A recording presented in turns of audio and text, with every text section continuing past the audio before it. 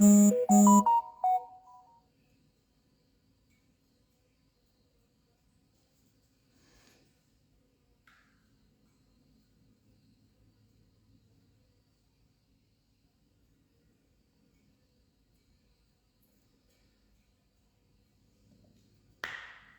nosso boa noite aí para o pessoal de casa que está chegando. Eu vou só fazer umas prévias aqui antes de trazer o nosso terceiro convidado para a nossa jornada Polo, que é cavaleiro e treinador e nosso professor e amigo de uma maneira especial, o professor Ivan Camargo.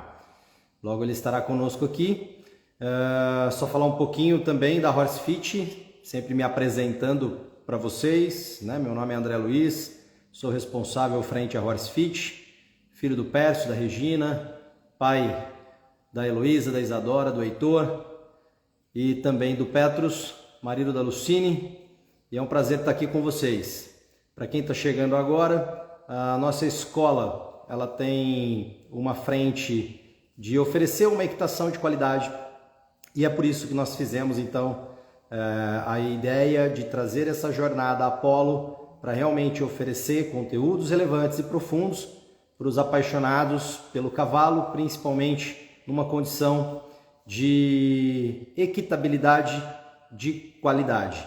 E para isso nós estamos trazendo aí professores, acadêmicos, renomados tanto no Brasil quanto também fora. E para hoje nós estamos aí professor para lá de especial, treinador, cavaleiro, que é o professor Ivan Camargo. Para quem já acompanha inclusive o trabalho dele, vou só aceitar a solicitação do professor aqui, ele já vai entrar conosco e ele pode falar um pouquinho mais para a gente a respeito, né, de todo esse know-how que ele possui.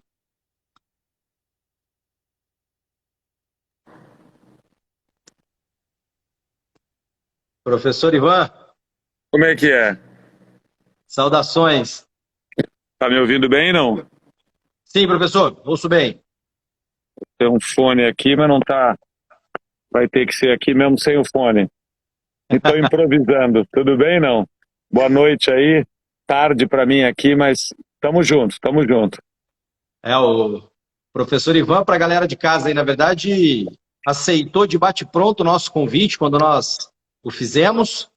Me recordo até hoje que ele foi muito...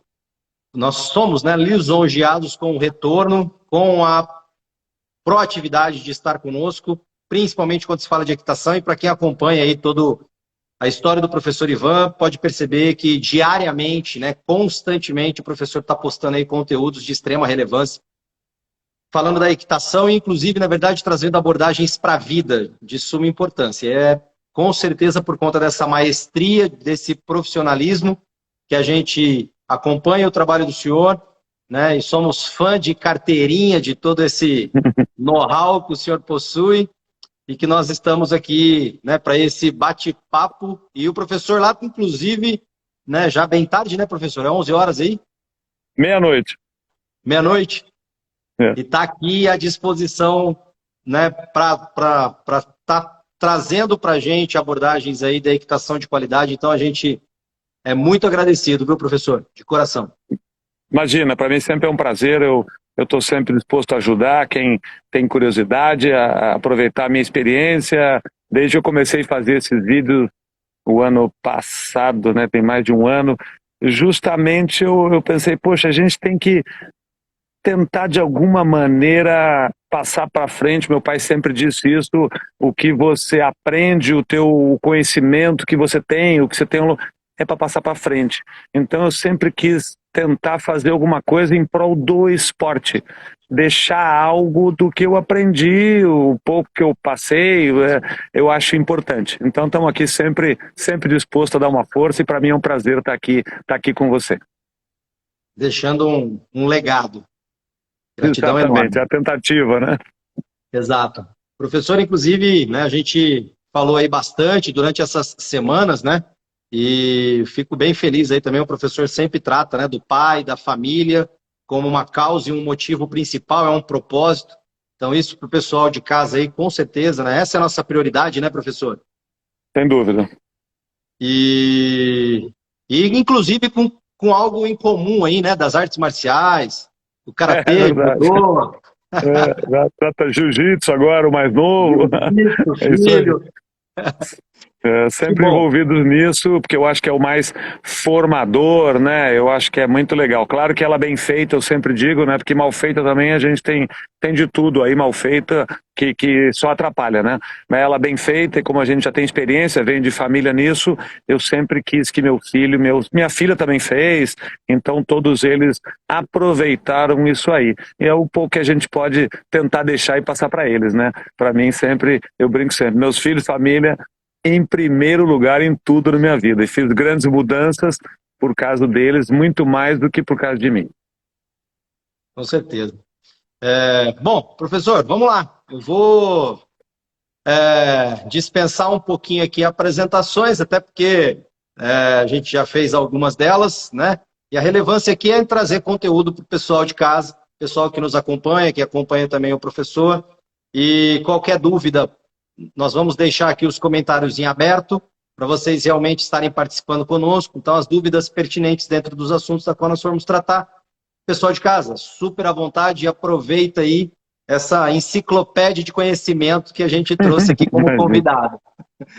Professor, a gente, né, à frente dessas questões de pandemia e tudo mais, né, o mundo como um todo teve muitas mudanças, e a equitação a gente vem notando que tem tido uma crescente, né, de procura, por conta de ser um esporte ao ar livre, esporte onde tem a conexão com os animais, onde a gente mantém padrões de segurança pelo distanciamento e coisas nesse sentido. Então, a equitação, ela se tornou, inclusive, né, muito acessível. As pessoas hoje têm centros equestres, não precisa ter o próprio cavalo, né? Tem centros aí que já tem o próprio cavalo. Então, hoje, assim como as artes marciais, como a dança, como a academia, né, a equitação, ela é super acessível para as pessoas que desejam iniciar.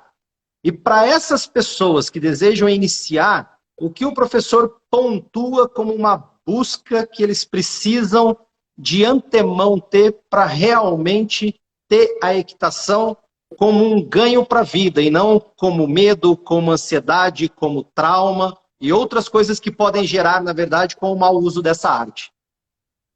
Não tenho dúvida que o cavalo, assim como vários outros animais, mas a gente falando muito do cavalo, ele traz excelentes benefícios, né?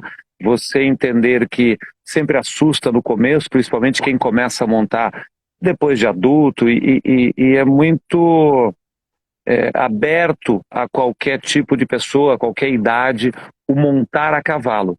Sempre ter atenção ao tipo de lugar que você frequenta, onde tenha o mínimo, né?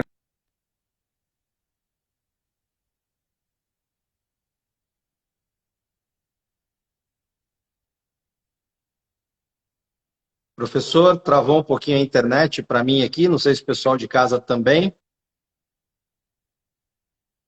Aqui.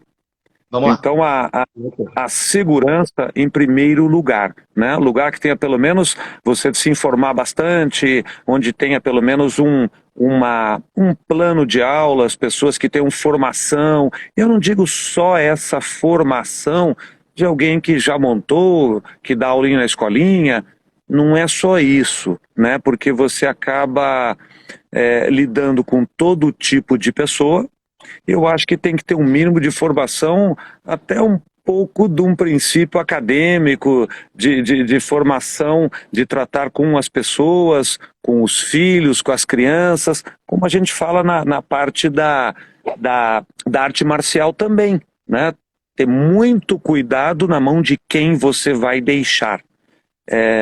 Porque além de tudo é perigoso. Então você montar a cavalo, ter cavalos pelo menos mansos para iniciar, e essa troca com o cavalo, você veja a ecoterapia, os benefícios que traz, né? A superação, o movimento do cavalo. Quando você entra no movimento do cavalo, você desenvolve o equilíbrio, melhora para a criança, para um adulto. A maior dificuldade que eles reclamam e falam para mim e pedem é: como é que eu me equilibro nisso aqui? Então eu acho muito interessante. E eu indico para muitos pais, porque a gente tem esse início, o pai leva a criança, acompanha, Eu tenho amigos que os filhos deixaram e ele seguiu montando. Então, eles levam os filhos, acompanhem, vejam, mas não queiram apressar nada disso. Porque realmente demora. É um esporte muito diferente de qualquer outro, porque a gente lida com outro ser vivo. Então, os cuidados com a segurança, para mim, é o primordial. E as pessoas às vezes querem tratar o cavalo como um pet. Eu não sou contra a pessoa ter todo o cuidado, essa interação, ir na cocheira, dar a cenoura, cuidar, nenhum problema. Mas não é o pet, porque ele machuca a gente. Se ele se assusta, alguma coisa, a pessoa andar com a rédea solta, isso tudo eu sou contra. Eu acho que a pessoa tem que estar com a rédea na mão, em contato com ele, respeitando aquele animal. Não precisa ter medo, mas precisa ter respeito. Que nem eu digo, eu respeito até hoje tudo isso. Medo é uma coisa que não veio no meu vocabulário. Eu sempre brinquei que eu sou sobrevivente de outra época, né? Então nunca tive muito essa coisa do medo. Mas eu tenho respeito. Também não faço bobagem. Igual dirigir, né? Você tem menos medo, mais destemido, mas também não pode ser imprudente. Agora, o primeiro que eu vejo é isso. Estudar o local, viver o cavalo, estar perto deles, aprender também o trato, se envolver com esse animal fabuloso, que é o que falta muito nesse começo. Se interessar, perguntar, observar, mas o primeiro para mim realmente é a segurança. Perfeito. Escutando o professor, a gente tem aqui, né, um lema, né, que é equitação para todos, a gente sempre usa essa expressão, né? E diferente disso, professor, a gente teve aqui, né, inúmeras experiências de, né, crianças de 2, 3 anos de idade, começando com uma equitação lúdica, né, adolescentes, depois indo para uma equitação de mais formação, né, idosos com 70 ou mais anos, falando, poxa, era meu sonho de infância, né, e que gostoso é isso, né? O professor tratou aí da ecoterapia e trago até, inclusive, né, o cavalo como um ser curador, né, professor? Aqui a gente tem alguns trabalhos à frente, como condições terapêuticas, mas, na verdade, até para tratar ansiedade, medo, traumas, né? E não só necessariamente as deficiências, né, ou necessidades especiais. Então, o cavalo, né, a gente usa num contexto de inúmeras possibilidades, né, professor? É muito amplo o leque, porém, o respeito, o cuidado, né, a segurança e, na verdade, ter animais com qualidade e uma certa formação e certificação, tanto do profissional quanto do centro de trabalho, é uma coisa fundamental, né? Tudo que o professor acabou de citar aí. Obrigado. Sem dúvida, porque essa formação, depois você lidar com as pessoas, fazer entender, tudo isso gera uma formação de todos os níveis, né? Não só a pessoa entender de cavalo e saber um pouco de equitação e como montar. No final, nesse início, quase que isso é o de menos, né? Se o cara souber o básico, ele já vai ajudar muito. Perfeito. E esse sentir o cavalo, essa conexão com o cavalo é fantástico, né? Porque muito vai da nossa intuição, muito vai do nosso sentido, né? A gente usa aqui a palavra de senso-percepção, que é a sensação com mais a percepção que gera essa intenção, né?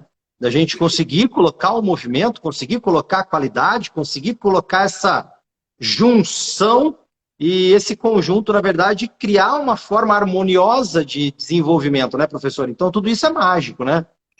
Claro, eu concordo totalmente, e essa parte eu brinco sempre, né, a gente acaba sendo muito psicólogo também, né, para entender para que essa pessoa veio aqui, o que ela está buscando com isso, por que ele trouxe o filho aqui, o que essas pessoas estão querendo disso, e eu acho que às vezes falta muito isso, né, nem todo mundo quer ser campeão olímpico, nem todo mundo, a pessoa quer montar, se divertir, fazer uma coisa segura, ter um desafio diferente para a vida dele, e tudo isso o cavalo traz. Esse convívio tem que ser diferenciado e valorizado, porque cada um quer uma coisa. E eu brinco sempre, você falou isso, equitação para todos, e eu digo sempre nas minhas aulas, e eu brinco com as pessoas que eu falo isso, todo mundo aprende. O meu sistema é para todo mundo, porque eu tenho certeza que todo mundo vai ser muito melhor, vai montar melhor, mais seguro, independente de ser um grande talento ou não. E o grande talento vai ser muito melhor se ele aprender. Perfeito. Inclusive, o professor trouxe uma reflexão num vídeo, né, postado hoje, até a respeito disso, né, que nem todo grande talento ou todo grande atleta pode também ter a condição de ter um conhecimento e explicar a respeito, né, e ensinar isso, né, às vezes tem muita dificuldade, destoa muito, né, professor? A gente vê muito, por exemplo, nas artes marciais, né, falo disso por conta da minha vida ser no esporte humano, né, e tive muita participação como atleta profissional e como técnico também. E a gente vê que muitos atletas depois não são bons professores, não são 6-6 que dão sequência no trabalho. E outros grandes mestres que não necessariamente foram grandes atletas. Foram, exato. É verdade. Então, isso acontece muito, né? Por isso que eu falo muito sobre isso, do aprender, e cada um faz o seu caminho, cada um tem a sua aptidão. Eu brinco que já há muitos anos eu descobri por que eu vim ao mundo, né? Realmente foi para tentar ajudar, para dar às vezes uma palavra, a pessoa às vezes quer só um apoio, ela quer só ouvir uma palavra de conforto, quer alguma coisa desse tipo, e eu brinco sempre. Eu sou igual a qualquer um, eu tenho 2 braços, 2 pernas, talvez um pouquinho mais de talento que algum. Eu fui atrás de aprender, eu treinei, eu me esforcei, eu busquei conhecimento e tive sorte de ter bons professores. Porque quem tem bom professor, passa a ser bom professor, e eu não tenho dúvida nenhuma. Perfeito, perfeito. Excelente. Professor, eu vou mudar um pouquinho agora. A gente trouxe esse norte aí, e agora, até título de curiosidade também minha, né, mas eu acho que fica bem aberto aí também para o pessoal de casa.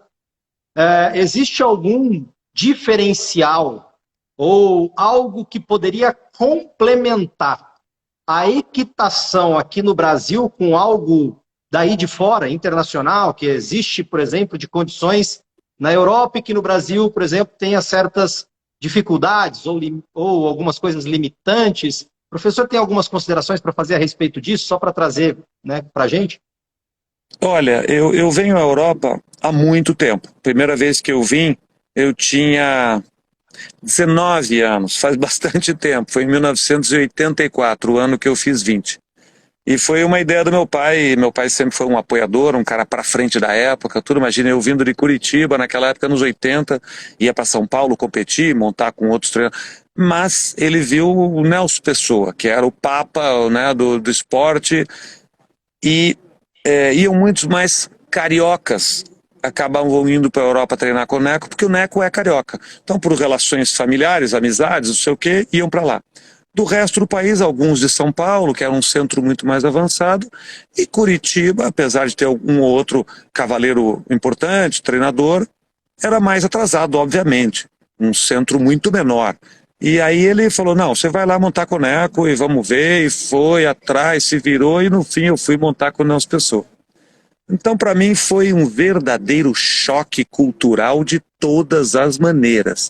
Eu sempre faço a brincadeira de que, e olha que eu ainda saí de Curitiba, que era uma cidade, vamos dizer, tida como, né, super bem organizada. É Brasil, mas era um pouco mais organizado que o resto.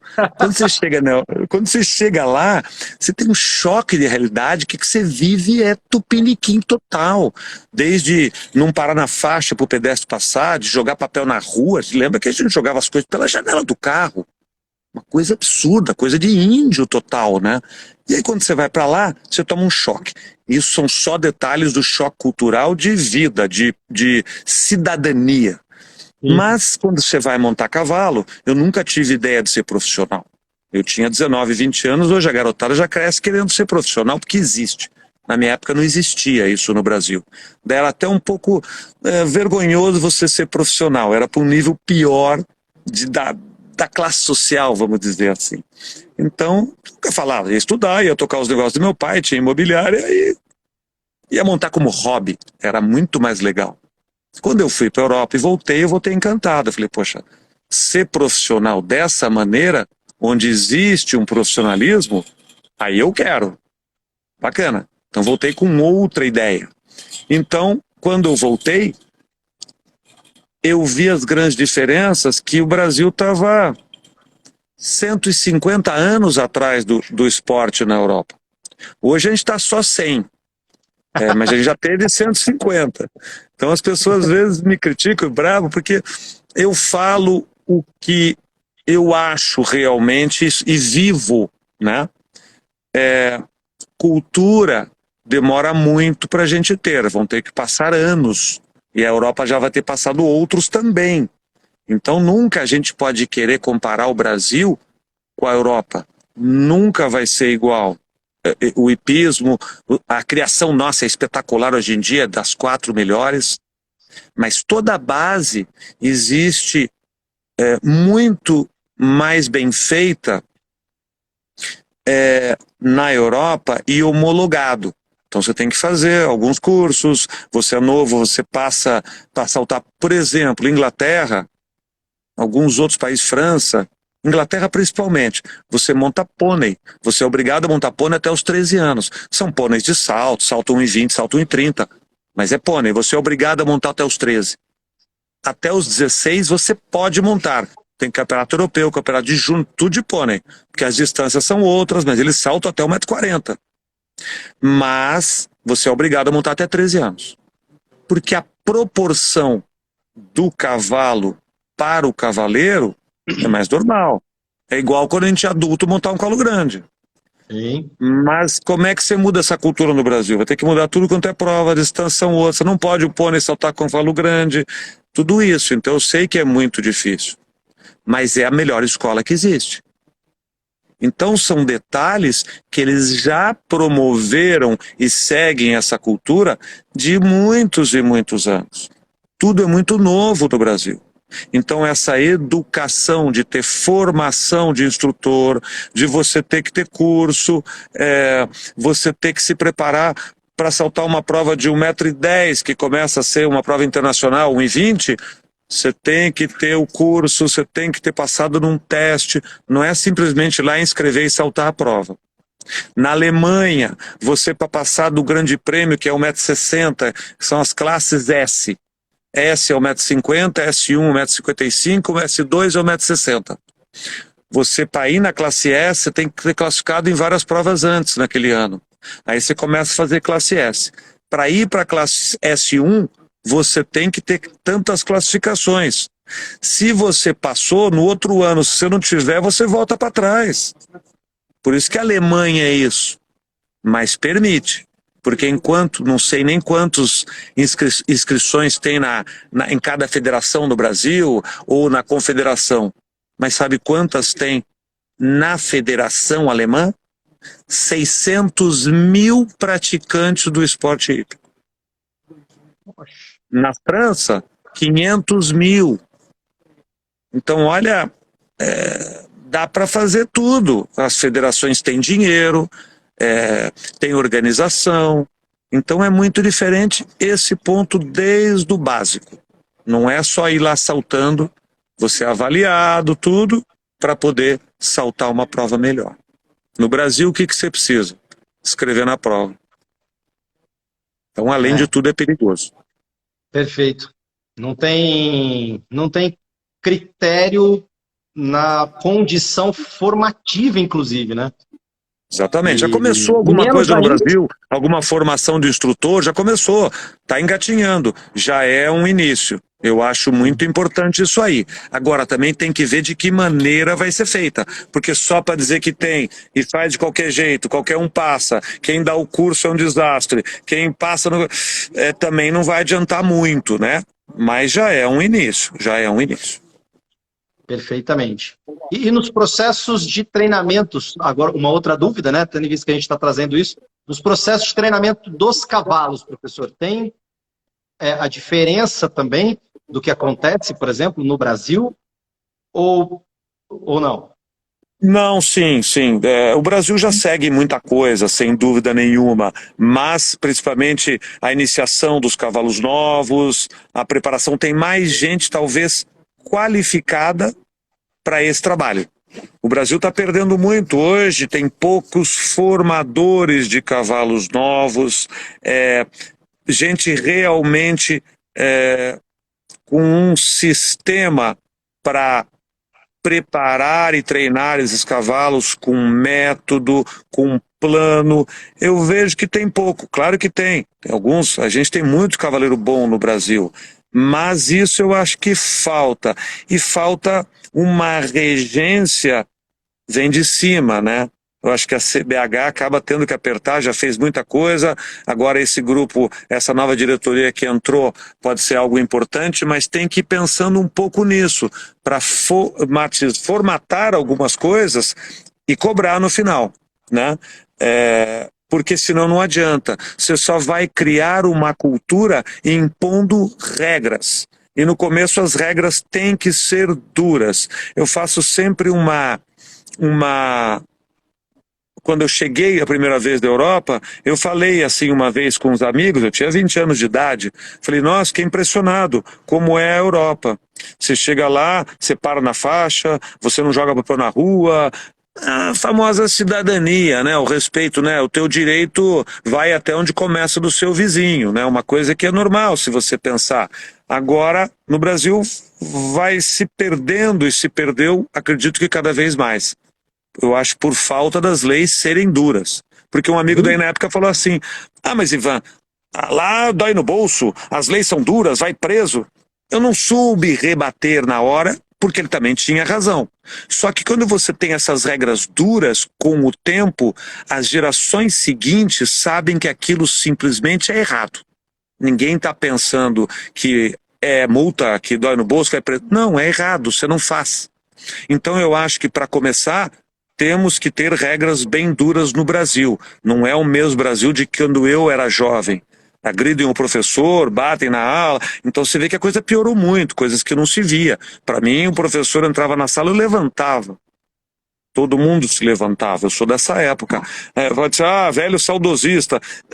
Mas acho que tinha educação, pelo menos. Então as coisas têm que serem duras para a gente formar uma cultura disso, para que daqui 20, 30, 40 anos as pessoas saibam, puxa, é assim que faz. Eu acho que é a única maneira. Toda formação, principalmente criteriosa, ela passa depois a ser condicionada. Então as gerações por vir, elas se condicionam a ter aquilo, porém, se não existir um órgão fiscalizador, regulamentador que imponha isso, de nada adianta, né? De nada adianta. Exatamente. E preservar, né? Porque a preservação do cavalo é a minha maior briga. Porque eu acho que virou uma moeda de troca, simplesmente. O próprio Neco fala muito e brinca com isso, que ele fala o seguinte, ele viveu, e eu também vivi, um esporte amador. Depois ficou um esporte com um pouquinho de business, de negócio. Depois virou o business com o esporte. Hoje em dia, muito do business, o esporte acabou, e está acabando. Então, minha briga e minha tentativa um pouco é que a equitação não seja esquecida, porque no final quem sofre é o próprio cavalo. Então, o cavalo que a gente preza tanto, que a gente gosta tanto, ele está sofrendo, coitado, porque virou só dinheiro. Os pais compram, trocam, os pais entenderam, porque muita cultura, Estados Unidos é assim, e Brasil, infelizmente, vai para o mesmo caminho. Troca o cavalo. Esse cavalo está refugando com meu filho. Troca o cavalo, troca o cavalo, troca o treinador. Meu filhinho nunca foi, não é. Meu filhinho não. Mas o cavalo tem que trocar. Então, fica mais difícil, o pobre do cavalo sofre, principalmente para nós que vivemos do cavalo a vida inteira e preservamos tanto. Melhor coisa para você cuidar do seu cavalinho não é a cenourinha na cocheira, é aprender a montar. Perfeito, professor. Perfeito. Nossa, tá fantásticas observações. E assim, quando a gente olha, então, né, comparação, é difícil até falar, né, professor? Não dá para a gente comparar realmente. Então, é por isso que, né, chega nas competições. Eu falo até, por exemplo, do próprio universo humano, trazendo uma correlação aqui, os atletas, né, humanos também. A gente chegou a uma época aí no Brasil, que foi a minha geração, né, de 90, da qual as competições elas ficavam estagnadas, não existiam mais recordes, não existiam mais grandes nomes, porque os nomes das gerações de 70, de 80, foram os grandes nomes. E aí, né, começou-se a evoluir, por exemplo, a ciência, começou-se a evoluir, né, todos esses estudos, todas essas sistemáticas de treinamento, nutrição, psicologia, né? E, na verdade, o esporte acabou que ficando para trás. Quer dizer, hoje a gente está engatinhando para renovar uma nova retomada de criar uma condição talvez profissional, mas, na verdade, sem recursos, sem base, sem princípios acadêmicos, sem bases científicas, né? Possibilidades tecnológicas. Então, é difícil, né? Chegarmos em algum lugar assim, né? Concordo. Professor, falando disso, eu fiz uma observação aqui a respeito, né, só para o pessoal de casa também entender como é a rotina de um atleta hoje profissional no cavalo, né? Vamos falar primeiro, né, do cavaleiro, depois a gente pode também trazer do cavalo, se o professor quiser, fica à vontade, né? Porque muita gente às vezes fala, poxa, né, mas é gostoso, né, montar cavalo e tal, mas quero ser atleta, mas, cara, será que você entende como é a rotina realmente de um cara profissional que realmente compete em grande nível? E agora, quando eu estou falando profissional de grande nível, eu estou falando de Olimpíadas, não estou falando de... né? Então, se o professor puder explicar para a gente um pouquinho a respeito disso. Muito interessante isso aí, porque isso mudou muito, né? Eu venho de uma fase, como eu sempre fui atleta, fui judoca, joguei futebol, fazia atletismo, nem posição, por meu pai ser assim, meus filhos seguiram, que minha ex-mulher também sempre foi atleta, montou a cavalo e compete, faz levantamento de peso. Então, esse exemplo, né, não é o que a gente fala, é o que a gente pratica, que os filhos copiam, e todos são atletas. E eu, seguindo pelo meu pai, sempre fui atleta. E montando a cavalo, eu continuei fazendo exercício e me preparando. Mas eu venho de uma época que era montar cavalo. Ninguém fazia nada, não era de muito. Os cavaleiros acima de mim, mais velhos, eram super pilotos e tal. Mudou completamente nos últimos 20 anos. Completamente. Vários são realmente atletas. Um exemplo, o Marlon tem professor, o Marlon Zanotelli, né, que é o nosso cavaleiro ranqueado, agora está até em sexto no ranking mundial. Ele faz exercício até de respiração, ele faz yoga, ele faz ginástica, ele se prepara fisicamente e mentalmente também. A equipe da Inglaterra, já há anos que eu vejo, eu tive com um cavaleiro argentino no Mundial de 2006, que era treinado por mim em Aachen, tinha um trailer com uma junta de psicólogos para atender os cavaleiros da prova completa, do salto, do adestramento da equipe inglesa. Psicólogos esportivos. Então, isso tudo já evoluiu muito no salto também, no adestramento, em tudo. Os cavaleiros são super preparados. Então, hoje, eles estão muito jovens, cada vez mais jovens, mas também vejo que pela quantidade de concursos que hoje aumentou exponencialmente, uma coisa de louco. Todo fim de semana tem 4, 5, 6, 8 concursos na Europa toda de alto nível. Então, o cavaleiro não para. Ele salta quase todos os fins de semana do ano competindo. Então, eles também estão parando um pouco mais jovens, assim como os cavalos, porque não aguenta a intensidade de concurso. Tem um cavaleiro que ainda salta, que é da velha guarda, que tem 72, que é o Michel Robert, francês, que foi cavaleiro olímpico, é um super ginete, continua em alto nível, mas vejo que é porque ele gosta mesmo. Hoje ele já faz por muito mais prazer do que tanta necessidade. Mas tem poucos cavaleiros hoje em alto nível com mais de 60 anos. Eles todos já tiraram o pé, diminuíram, porque realmente não aguentam. Tá demais, tá muito. Para perseguir um ranking tem que estar aí até com no máximo 40 e poucos anos, e quem já está nisso há 20 não é brincadeira. Então eu acho que isso mudou completamente a concepção do cavaleiro não ser atleta. Já mudou totalmente. E na verdade, por exemplo, eu trago até as questões, né, nossas aí também.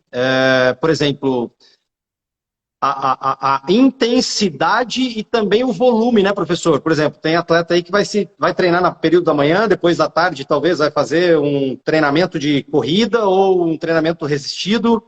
depois vai para uma natação, uma preparação psicológica, organiza a nutrição. Então, quer dizer, o cara acorda às 5 horas da manhã, tem todo dia, na verdade, exponencial ali para poder estar fazendo tudo isso, e ainda aos finais de semana tem que participar das competições, dos prêmios para poder se manter. Né? Então... Exatamente, exatamente, é por aí mesmo. E eles se preparam, tem vários cavalos, montam vários cavalos, tem time de vários cavalos. Às vezes tem cavaleiro que chega a saltar 2 concursos no fim de semana, no mesmo fim de semana. Manda alguns cavalos para uma cidade, para um país, manda para o outro, pega avião, salta quinta num, vai para o sábado no outro, volta para o grande prêmio nesse, 2 times de 3 cavalos. É impressionante, é impressionante. Se não estiver bem preparado, se alimentar bem, não ficar de cachaçada, de bebedeira a noite toda, que acontecia muito, nenhum para as festas do concurso, bebia, no dia estava o grande prêmio, não dá mais, não tem espaço neste nível de alta competição, logicamente. Perfeito. Teve uma pessoa aqui que colocou acordo de manhã todo dia às 4h40 para trabalhar. Poxa, e é isso. A Flavinha. A Flávia, ela é médica e ela foi minha aluna de garota, ela é super talentosa, ganha, hoje em dia é a que mais ganha no Amador Top 1,35, ela vai começando a fazer umas provas de 1,40 m, sempre foi uma craque, sempre foi muito talentosa, mas ela acorda de madrugada, vai trabalhar, se prepara, vai montar, então ela é médica, anestesista, trabalha já há bastante tempo com isso, e deixou de montar muito tempo e voltou de novo depois da faculdade, começou a trabalhar e aí pôde voltar a montar. Mas ela se prepara, ela monta quase como uma profissional, ela leva muito a sério o trabalho e tem muito resultado. Mas imagina, tem que trabalhar 4h40 da manhã, 4h30 da manhã não é brincadeira. Não basta ser só talentosa, né, Flavinha? Então, na verdade, tem dedicação e muito trabalho. Com certeza. Eu brinco com isso, né? É 70%, 80% transpiração e 20%, 30% inspiração. Essa que é a verdade. Perfeito, perfeito. E, professor, e para os cavalos? Como é que é um treinamento, por exemplo, de um cavalo, né, que hoje está nesses grandes prêmios? Qual é a rotina desse cavalo? Enfim.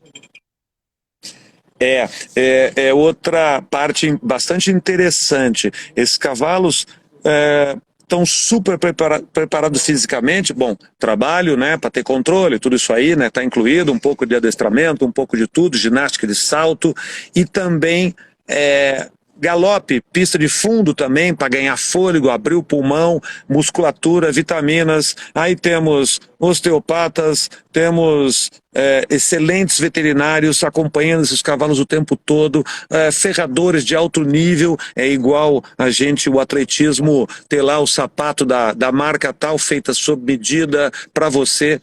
Cavalo é igual, na verdade ele é o super atleta no final das contas, ele faz o grande esforço, né? Então hoje o desenvolvimento disso, eu lembro que há anos atrás, eu vou te falar isso final da década de 90, porque depois eu voltei para a Europa e trabalhei como cavaleiro do Nelson Pessoa 90, 91, 92, que eu tive a oportunidade daí de fazer os melhores concursos com o Neco Rodrigo, então isso me deu outra experiência, né, como cavaleiro competidor. Nessa época, quem já começou com isso no final dos 90 é o Ludger Berbaum. Ele tem mais ou menos a minha idade, um pouquinho mais velho, talvez um ano. O Ludger ia para a escola de Köln, lá de Colônia, na Alemanha, ia para a faculdade com 3 cavalos, fazer o teste físico dele e dos cavalos, em esteira, com professores, com catedráticos, para ver como é que estavam os cavalos dele, muscularmente, pulmão, fisicamente, tudo que tinha. Imagina, nos anos 90 já faziam isso. Você pode imaginar o que fazem hoje aqui na Europa? Então essa que é a grande mudança. É igualzinho a preparação de qualquer atleta de alto nível, de atleta olímpico. Professor, show de bola. O senhor me tirou uma dúvida agora, inclusive foi uma proposta que eu tive aqui durante um tempo, mas que na verdade a gente está no Brasil, né? Que é esses testes realmente, com testes com frequencímetro, com lactímetro, teste de intensidade de esforço, de volume de esforço, né? Fazer a variabilidade de treinamento, porque nem todo cavalo que salta, ele só salta. Nem todo cavalo que corre no turf, ele só fica na raia.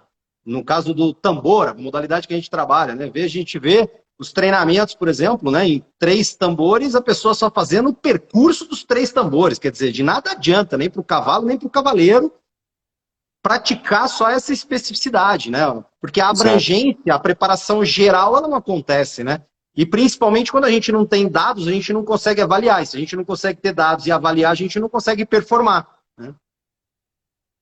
Tá certinho, tá certinho. E essa que é a verdade. Hoje você tem tantos exames nos cavalos, de capacidade pulmonar, de musculatura, porque o cavalo tem que ser o atleta mais perfeito, né, para ele vencer as dificuldades que é imposta a ele e cada vez mais no esporte, né? Ficou tão dinâmico e a coisa melhora tanto que se você dormir um pouquinho no ponto, todo o resto te atropela.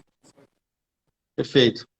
Professor, eu queria trazer aqui, o senhor trouxe, né, a respeito da osteopatia, quiropraxia, né, também, microfisioterapia, acupuntura, enfim, que são, né, as medicinas complementares ou integrativas ou alternativas, enfim, né, esses nomes são variados. Usa-se muito aí também, professor, esses tratamentos da medicina veterinária também? Tudo que você imagina. Até reiki usam aqui também. Usam de tudo. Eu recebi uma moça lá, foi muito gozado, né? Porque a gente sempre, às vezes, eu não deixo acreditar em nada. Mas coisas que você, que surpreende, né, para o ser humano, o desconhecido, aquilo que você nunca fez, aquilo sempre dá. Eu sou um cara que aceita, tenho a cabeça muito aberta para experimentar essas coisas. E veio uma moça, foi impressionante, coisa de energia, de tudo. Foi realmente impressionante o tratamento dela com os cavalos. Tem um cavalo chato que morde, o cavalo ficou quieto olhando para ela fez, o cavalo ficou solto no lugar que eu tenho ali para fazer esse tipo de, ou ferrar, ou tudo. O cavalo ficou quieto. E realmente ela me falou algumas coisas que no outro dia que eu fui montar eu senti e deu diferença. Queira acreditar ou não, né? Eu conto o que eu vi, o que eu senti. E com a experiência, claro, de muito tempo que eu tenho, você monta e sente coisas que estão diferentes, estão melhores e que ela falou. Então é impressionante como isso tudo tem na Europa também. Uma coisa tá até às vezes meio mística, ou meio, mas existe, né? Eu não creio nas bruxas, pero que las hay, las hay. Então tem muita coisa. Trabalham com tudo aqui, tudo que você pode imaginar. Legal. Aqui a gente faz também, aqui quem faz isso, né, pra gente é minha esposa, a Lucine. A Lu trabalha, né, é médica veterinária e trabalha com medicina veterinária integrativa e sistêmica. E realmente, professor, com, né, terapias manuais sutis, é fantástico. Impressionante. É um bicho muito sensível, né, cara? Ele é muito sensível, o cavalo. O cavalo sente muito mais coisas. Então eu digo sempre, quando você monta num cavalo, é igualzinho você dar um abraço numa pessoa. Você está abraçado nele com as pernas. Ele está sentindo o seu batimento cardíaco, você está sentindo do cavalo. Então veja o grau de sensibilidade que você precisa desenvolver, de equilíbrio, de estar dentro do movimento do cavalo. Então eu explico isso para as pessoas daí vão se tocando e entendendo, porque tem tudo a ver, né? Depois que você fala, fica até um pouco óbvio, mas não é tão óbvio assim, né? Você tem que... É duro você entender tudo isso, são anos ouvindo, experimentando, tentando, e esse desenvolvimento de tudo isso para o cavalo, porque aumentou o número de praticantes, aumentou o valor dos cavalos, os preços estão exorbitantes, então, obviamente, vai ter tudo mais em torno do cavalo, o valor da competição, o prêmio, tudo isso aí. Então, as terapias também evoluindo da mesma maneira que o cavalo evoluiu. Perfeito. Na verdade, para os seres humanos a gente tem isso também, né? Antes a gente olhava muito para o micro, né? A gente olhava muito para o caso específico, né? Então, eu tô com uma ruptura ligamentar no meu ombro, né? Na linha escapular. Puxa, mas isso veio de algo que é um pouco mais amplo. E a hora que a gente olha para o todo, você fala, cara, não tem nada a ver com o ombro, tem a ver com, enfim. Exatamente, isso aí era só um. Exatamente. Né? Então, Tem toda a razão. Pensa com e, cavalo, né? Mesma coisa, mesma coisa. E o coitado do cavalo, que eu digo sempre, o cavalo não nasceu para saltar, ele nasceu para correr, a estrutura dele não é para saltar. É claro que hoje ele nasce saltando de tanto cruzar os expoentes com os expoentes, o bom com o bom, o melhor que salta melhor. Sempre teve cavalos melhores e piores, né? Hoje a quantidade de bom é muito grande, porque a raça foi aprimorando. Mas o shape, o corpo dele é o mesmo. A gente tem mais cuidados, a gente aprendeu mais sobre isso, sobre o esporte, sobre muscular o cavalo, sobre ferragem, sobre todo o suporte. Mas o corpo é o mesmo. Então sofre também, não tem jeito. Ele vai sofrer. Lesões e coisas podem acontecer. Porque o corpo dele, na verdade, é para correr. com certeza. Aqui teve uma colocação se a terapia de ozônio também é trabalhada aí, sim, né? Sim. Conto uma, com um cavalo meu. Há uns anos atrás, apareceu no pescoço uma ferida ali, não lembro do que foi, ficou um buraquinho purgando. E ficou bastante tempo, e ninguém conseguia melhorar, com ozônio a gente conseguiu. Veio um veterinário e fez. Eu também fiz em mim já usei o ozônio. E com esse cavalo cicatrizou em 15 dias o que estava 1 ano purgando. Perfeito. E Os fazem também. E o quão hoje, né, professor? Antigamente a gente falava que, na verdade, ser atleta era não ter saúde, né? Hoje é o inverso de tudo isso. Hoje, na verdade, eu preciso de uma saúde com muita qualidade para ser um grande atleta, né? Então... Exatamente, é bem isso mesmo. Mudou totalmente, né? A visão, né? Hoje é uma loucura se pensar que alguém não faz algum tipo de exercício, porque já comprovadamente qualquer exercício que você faça, se mover, você vai ter uma qualidade de vida muito melhor, você prolonga a sua vida, você acaba se interessando em comer melhor, né? Porque o que descobriram tanto da alimentação, para os cavalos também. A gente tem um monte de ração diferente, várias coisas que fazem mal realmente para muitos cavalos, até uma simples cenoura para certos cavalos faz mal, né? Dá gastrite, dá um monte de problema. E muita gente não sabe disso. Então tem a quantidade de estudos para o atleta cavalo diretamente, é impressionante o que já se descobriu. Que legal. Fico muito feliz em saber disso. E, na verdade, com certeza, a galera de casa também está se surpreendendo com tudo isso, né? Porque, na verdade, é uma coisa que é muito bacana. A gente, às vezes, olha, mas não sabe o que acontece por detrás dos bastidores, né, professor? Então, é algo realmente profissional, né? Exatamente, é outro mundo, né? Hoje cavalos, para chegar nesse valor, né, que hoje você ouve, um ou outro na Europa, vários de 3, 4, 5 milhões e alguns já de 10, de 12 milhões de euros. Então tem que ter um tratamento totalmente diferenciado, né? Além de a gente gostar dele, é muito dinheiro, né? Também não dá para rasgar dinheiro. Perfeito. Eu tive um estudo, depois vou procurar e depois, se o professor tiver curiosidade, eu apresento também. Na verdade, o cavalo ele trabalha numa linha energética, né, que é uma linha energética que consegue chegar em nível de teta, que na verdade os seres humanos, né, nós conseguimos alcançar isso só em meditação profunda ou em sono profundo. Olha. Por conta, né, de um ser mais sensitivo e por conta da natureza, ele ser, né, uma presa. E não fala, né? Ele não fala. Exato. Então teve, né, essa evolução nele, quer dizer, às vezes até por isso bacana, que a gente vê, ele tá ali, sei lá, num determinado exercício, e daqui a pouco no ambiente acontece uma determinada variação que muda tudo e ele já, opa. Então, se a gente não está ali com o corpo do cavalo, mas na verdade o olhar no ambiente, né, e está sentindo esse todo, a gente se perde também, né? É o máximo isso aí, porque isso tem toda a razão. E o meu trabalho e a minha formação como cavaleiro sempre foi Eu tive muita sorte lá atrás dos primeiros treinadores assim que me ensinaram, até o Eduardo Bezzi, que é um cara que eu comento sempre dele, é um amigo até hoje, ele mora em Brasília.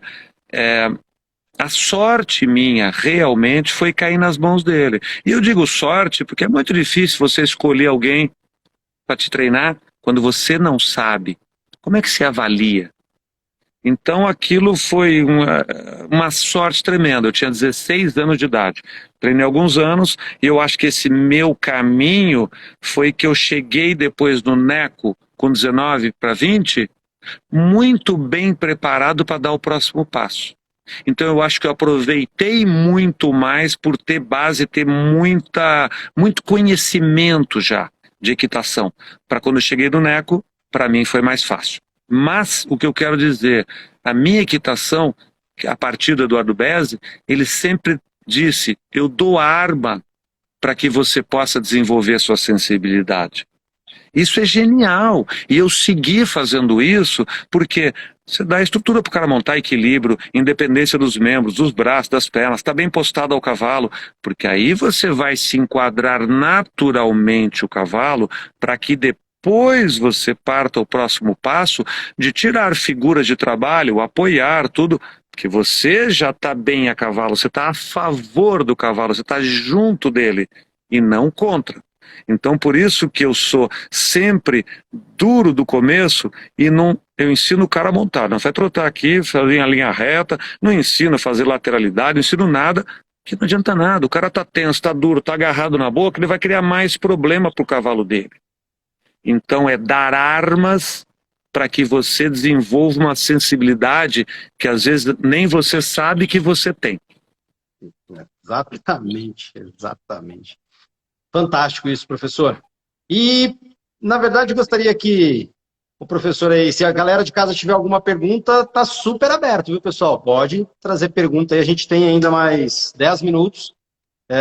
Eu vou pedir, na verdade, para o professor, assim, trazer para a gente, não é nenhuma conclusão, o que né, tudo isso, o que é a equitação, o cavalo, toda essa abordagem que a gente está falando, falamos de alto rendimento e tal, mas a contribuição de tudo isso para um fechamento mesmo que o professor traz para a vida, né? Quando fala a correlação da família, né? As possibilidades de desenvolvimento pessoal, emocional, enfim.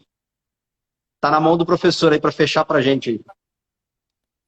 André, eu acho que o esporte, principalmente, claro, no caso do hipismo, a proximidade com o cavalo, eu sempre aconselho, porque eu vejo pelo meu caso. Eu estudei empurrado, nunca gostei, nunca fui interessado nisso, mas o nosso esporte é o que mais prepara para a vida. Por isso que eu digo sempre, filho está indo mal na escola, não deixa de montar. Leva lá, monta, vai para casa estudar. Não tem problema, não precisa ficar lá na bagunça, sem fazer nada. Mas não tire o cavalo, porque ele prepara você para a vida. Meu pai sempre dizia, o cavalo te dá com uma mão num dia, te tira com a outra no outro. É o esporte que você mais perde, então você aprende a perder a duras penas. Eu sempre fui um péssimo perdedor, mas isso me deu aquela vontade de dar a volta, melhorar e querer ganhar no outro dia, querer entender e aceitar. Você pode não gostar, mas você tem que aceitar, não tem outro jeito. Mas eu acho que te prepara bem para a vida, porque é igual. Eu vi tantos amigos geniais na escola, bons estudantes, batalhadores, trabalhadores, e na vida foram talvez medianos, outros estão felizes assim, não chegaram a nenhum lugar de destaque que muita gente juraria que eles chegariam. Claro que a discussão de o que é sucesso se deixamos para outro dia. Sucesso é muito difícil de medir o que é para cada um, o que é para você, o que é para mim, o que é para outro. Para uns é dinheiro, é posição social, para outros é satisfação pessoal. Não está em discussão agora. Mas eu acho que, para mim, para enfrentar a vida, para respeitar, exercício de humildade, isso é montar cavalo. Você tem que exercitar sua humildade todo dia, que Que um dia você está lá em cima, um dia você está lá embaixo. E eu acho que isso que é o te prepara para a vida, que me formou para a vida, para sofrer menos, para a gente descobrir que a gente tem que ter um equilíbrio, nem tanto ao céu, porque depois você cai para cá. Então é melhor estar na média, nem muito lá para cima para não estar muito lá para baixo. Eu acho que para mim é o que rege minha vida, é o que mais me ensinou e é o que eu procuro encontrar, o equilíbrio. Muitas vezes não dá, mas eu acho que isso que é o que mais o esporte dá para cada um. Fora tudo que eu quero ser olímpico, eu quero ser cavaleiro, fora tudo isso, te prepara para a vida realmente. Perfeito, professor. Quero complementar também, né? O professor trouxe a humildade. No karatê a gente tem 5 lemas do karatê, que são os dojokuns, né?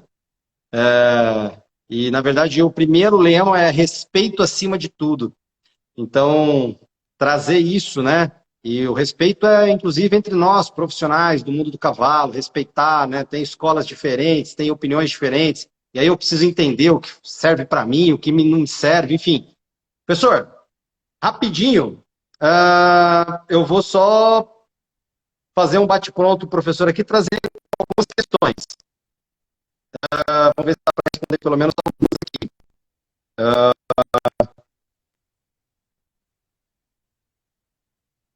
Qual a sua opinião sobre o cavalo de 20 anos não pode saltar mais categoria de 1 metro, porém pode saltar escola de 60 ou 80, como é na Europa? Não tem limite de idade. Eu acho uma bobagem das maiores. Eu acho que o cavalo tem que estar apto, tem que estar bem cuidado, tem que ter um exame veterinário, se quiser, se tiver dúvida, mas tem cavalo que você olha, ele tem 20 e não parece que ele tem 20. Como muitas pessoas, o cara tem 70 anos, parece que tem 60. Eu acho que vai do indivíduo, vai do cuidado, tem que fazer aquilo que está capaz de fazer. Então eu acho uma das maiores bobagens limitar a idade. Nunca vi. Com 20 anos, o John Whittaker saltou uma final de Copa do Mundo com o Granush. Tinha 20 anos de idade, há uns 30 anos atrás. E qual é o problema? Acho meio ridículo. Temos uma égua aqui na escola com 24. Então, mais saudável do que os que têm 12. Então, super certo, né? Eu vou fazer 58 esse ano em novembro. Eu faço tudo que eu fazia com 30. Igualzinho. Eu tô quase 60, eu tô quase com carteirinha de idoso. Porra, não me sinto e não quero ser garotão. Mas posso o que eu quiser. Perfeito. Uma outra, professor, também de bate-pronto aí. Qual o tempo e a sequência correta de trabalho diário para o cavalo de alta performance? Essa é meio abrangente, né? Mas é muito abrangente, porque depende do cavalo, depende do que você tem de competição, depende do que você fez de concurso, mas esses cavalos trabalham 45 minutos, 50 minutos todo dia, depois à tarde vai num caminhador, ou às vezes trabalha na guia de novo à tarde, trabalha em 2 turnos, e depende do cavalo. Tem cavalo que precisa um pouco mais, tem cavalo que precisa um pouco menos. Igual qualquer atleta, não há uma receita de bolo. Perfeito. A última, depois a gente pode responder aí, né? O pessoal pode entrar em contato com a gente de uma forma no privado também, que a gente vai atender graciosamente, com certeza. Claro. Mas só uma última aqui para a gente fechar. Nas provas no Brasil, eu verifico sempre muita correria nas pistas, cavalo fora da mão, jovens que atuam mais como pilotos. Isso também ocorre na Europa? Ocorre, né? Porque tem muita gente. Eu brinco sempre o seguinte: você vai falar assim, vou comprar um cavalo bom na Europa. Cuidado que tem mais cavalo ruim do que bom. Mas como assim? Não, tem mais cavalo, né? Vai ter mais ruim, sempre o ruim tem mais. E cavaleiro também, tem de tudo. A França está numa decadência tremenda. É triste de ver. A escola se perdeu, está se perdendo, vem numa decadência tremenda. Então, tem de tudo, para todo lado. Você vai na Bélgica, tem os caras correndo que nem uns tarados e sem controle. Tem para todo lado, infelizmente. Tem o outro lado da balança também, né? Que tem uma boa equitação e tudo, mas infelizmente há de tudo. Perfeito. Uma pergunta minha também, a título de curiosidade. Hoje a equitação alemã ela é de maior relevância, assim, a título de escola, ou não, professor? Não, não diria só, é uma delas, né? A holandesa também é parecida até com a alemã, vem vindo uma nova onda sueca, que sempre praticaram uma boa educação, mas agora, recentemente, só uma historinha rápida, anos 30, 40, 50, 60, 70 um pouco, os feras era Itália, Espanha, Portugal também, poucos, mas também tinham muito bons em Portugal, e Alemanha desde sempre, França desde sempre. Depois houve essa caída, Portugal sumiu, Espanha piorou muito, Itália piorou mais ainda, então foi a decadência. E com isso, dos anos 70 para cá, subiu Holanda. Holanda é dos anos 70 para cá. Você veja que trabalho espetacular, é pouco tempo. E eles se embatem com a Alemanha e são dos bons do mundo, né? França está decaindo, como eu já disse, está perdendo muito. Bélgica, agora, recentemente, começou a aparecer bons cavaleiros, porque tem também uma criação. A criação boa do país leva o esporte a crescer. A Bélgica é mais recente, nunca teve super cavaleiros, agora tem tido o resultado olímpico e melhores cavaleiros jovens. Vamos ver se não é cíclico ou se está tendo uma formação. Então essa é mais ou menos a história do esporte no mundo. Mas o Brasil está longe da América do Sul, inclusive melhor que os Estados Unidos, e que México gasta muito dinheiro e Estados Unidos gasta muito dinheiro. Mas a formação não é tão importante. O Brasil tem até mais formação do que o restante. Perfeito, professor. Bom, gratidão enorme por esse Imagina. bate-papo. Agora, quase 1 da manhã aí, né? E o professor aqui disposto a estar com a gente aqui. Então, é verdade, não, mas foi ótimo, ótimo, gostei bastante. Uma gratidão enorme, um bate-papo gostoso, super saudável, com conhecimentos fantásticos. Para a galera de casa, tenho certeza que curtiu também. Professor, um forte abraço, que Deus abençoe grandemente e a gente vai continuar aqui acompanhando o senhor como um grande mestre, porque é o pilar aqui, vai ser o pilar do nosso trabalho aqui, tudo isso que o professor tem passado, porque na verdade são as mesmas linhas de pensamentos e a gente vai adequando agora os sistemas. Exatamente, que bom, fico contente também e já nos identificamos desde os primeiros dias, começamos a conversar, bastante coisa em comum, ideia de vida muito parecida, então eu acho isso muito bacana, gostei bastante, estamos sempre em contato e quando eu puder ajudar, eu estou sempre aí disposto a dar uma mão e também estar ouvindo e aprendendo com vocês, isso que eu digo sempre, eu dou minhas clínicas, meus cursos, quem mais aprende sou eu, essa que é a verdade, e agradeço muito, foi um prazer, André. Gratidão enorme, professor. Vou despedir do senhor, então, hoje com o osso. Osso. É isso aí. Um abraço grande, meu. Obrigado. Estamos em contato. Valeu. Amém. Tchau, tchau. Valeu.